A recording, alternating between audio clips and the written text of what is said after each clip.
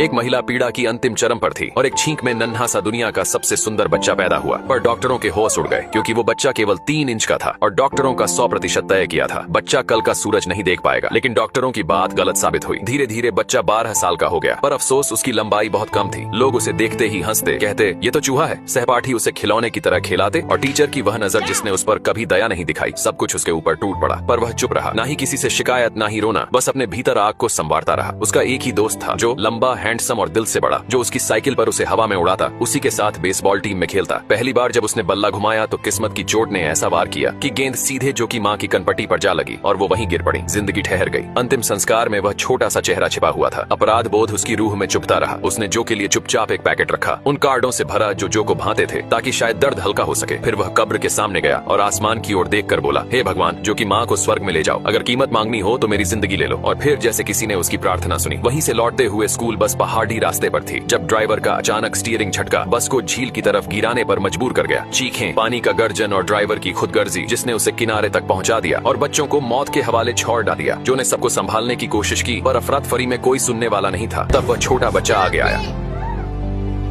पहले पीछे का दरवाजा खोला, अनुशासन में लाइन बनाई, जो बेहोश बच्चों को बाहर ले गया और सभी को सुरक्षित करने की कोशिश में लगा रहा। फिर पता चला कि एक बच्चा अभी भी अंदर फंसा है। बिना देर किए वह फिर बस की ओर दौड़ा। पानी अब उसके सीने तक था, बस आगे झुकती जा रही थी। उसने उस बच्चों का पैर पकड़ ढा, गोता लगाया, पैर छुड़ाया और उसे ऊपर धकेला ताकि वह खिड़की से बाहर निकल सके। बच्चे की चीख ने जो का ध्यान खींचा और जो ने उसे खींचा वह बच्चा बच गया, पर बस पानी के गर्त में और गहराई में समा रही थी। बार बार गोते लगते रहे और आखिरकार जो ने उसे बाहर निकाला। उसका शरीर ठंडा और शांत था। जब वह आंखें खोला, जो कि आंसू उससे खुद बयां कर रहे थे और जो कांपते स्वर में बोला, मैंने तुम्हें माफ कर दिया, उसकी एक हल्की मुस्कान आई और फिर उसने आंखें बंद कर लीं। भगवान ने उसे उस छींक में जन्म दिया था और अब वही उसे अपने पास बुला रहा था। वो चला गया, पर उसकी कहानी, उसकी हिम्मत, उसका त्याग और जो का सच्चा दर्द वहीं रह गया। एक ऐसा किस्सा जो हर सुनने वाले के सीने में उतर जाएगा और जो सबको बताएगा कि असली बहादुरी शरीर में नहीं, दिल में बसती है।